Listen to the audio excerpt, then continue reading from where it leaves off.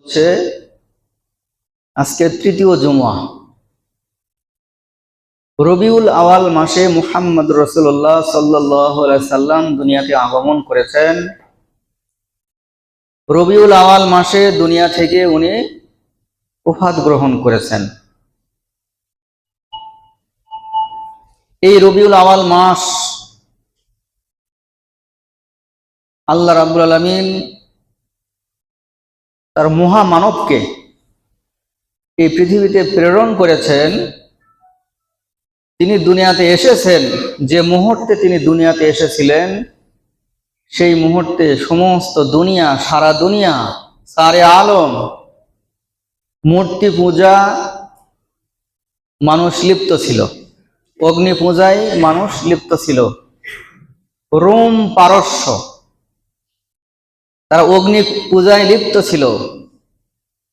রোমের বাদশাহ একটা অগ্নিশিখা প্রজ্বলিত করেছিলেন, যেই অগ্নিশিখা প্রজ্বলিত করে বলেছিলেন যে যতদিন এই পৃথিবী থাকবে, পূর্ব দিকে সূর্য উদিত হবে, পশ্চিম দিকে অস্তমিত হবে, ততদিন পর্যন্ত এই অগ্নিশিখা নিভবে না। তারা এই আগুনের পূজা করত। চিরন্তন একটি অগ্নিশিখা তারা নির্মাণ করেছিল। সেই রোমের বাদশার গতানুগতিক অনুসরণেই সম্ভবত বাংলাদেশেও একটি অগ্নিশিখা আছে। বিগত সরকার একটি অগ্নিশিখা প্রজ্বলিত করেছেন, আপনারা অনেকেই হয়তো দেখেছেন।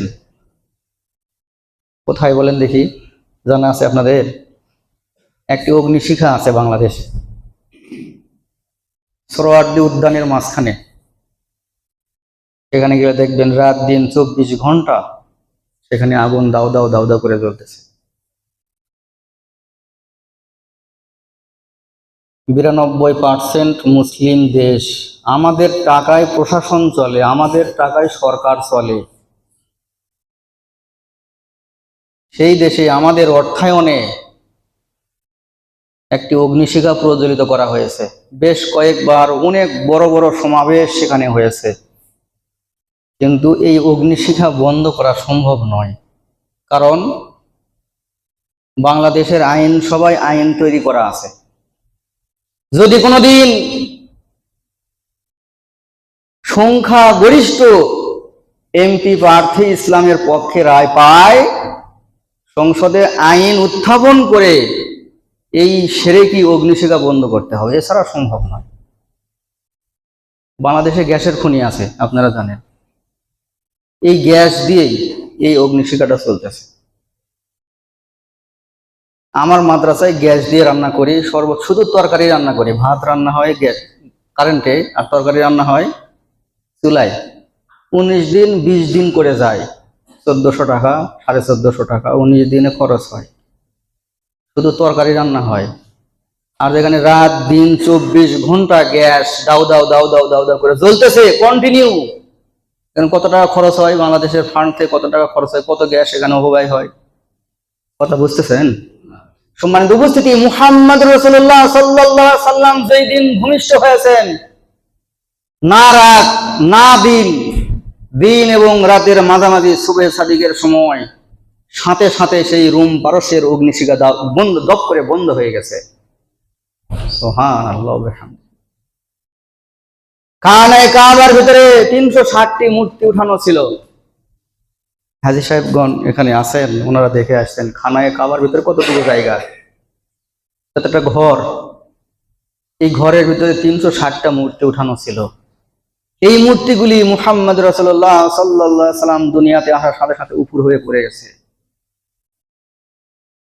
সেই মহামানব, গতদিনে আমি বলেছিলাম, হীরা পর্বতের গুহায় জাবালে নূর থেকে উনি নবুয়ত প্রাপ্ত হয়ে হযরত খাদিজাতুল কুবরা রাদিয়াল্লাহু তাআলা আনহার গৃহে প্রবেশ করেছেন।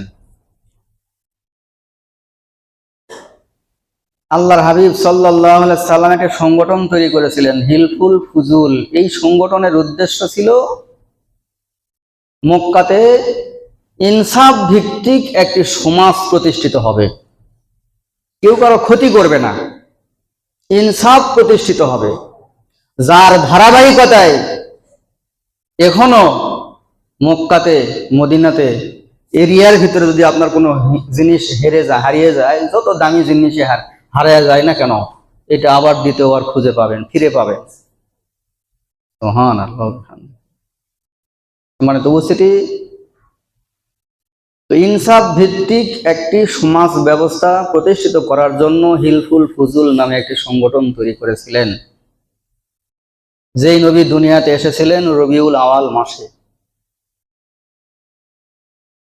আল্লাহর হাবিব সাল্লাল্লাহু আলাইহি সাল্লাম নবুয়ত প্রাপ্ত হলেন, প্রথম কালেমা পড়ে মুসলমান হলেন একজন মহিয়সী নারী হযরত খাদিজাতুল কুবরা রাদিয়াল্লাহু তাআলা আনহা। উনি চিন্তায় মগ্ন যে আমার এই কথা কার কাছে বলবো, কে শুনবে, কে মেনে নেবে।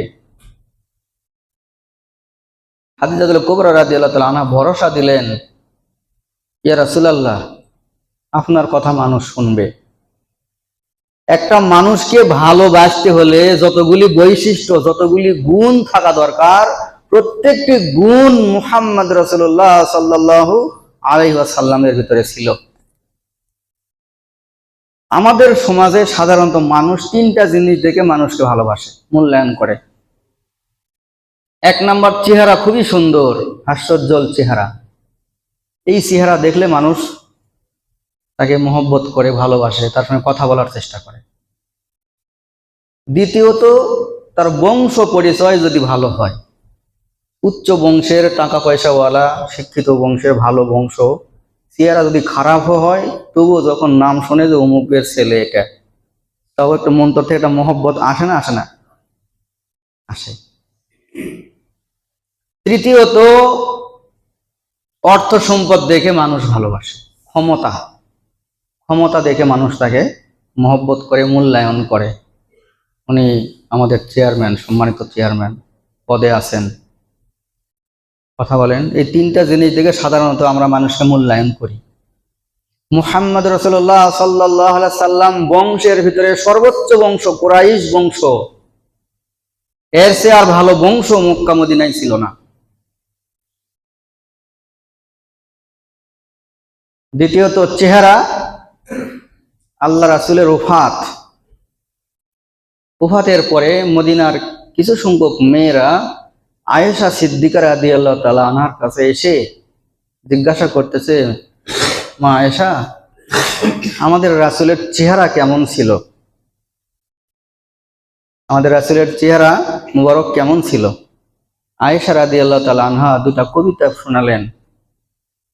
হোসনে ইউসুফ সে ফাজতার ইয়া রাসূলুল্লাহ, হেও নূরে চশমে ইয়াকুবকে পরিয়ে নূর আল্লাহ।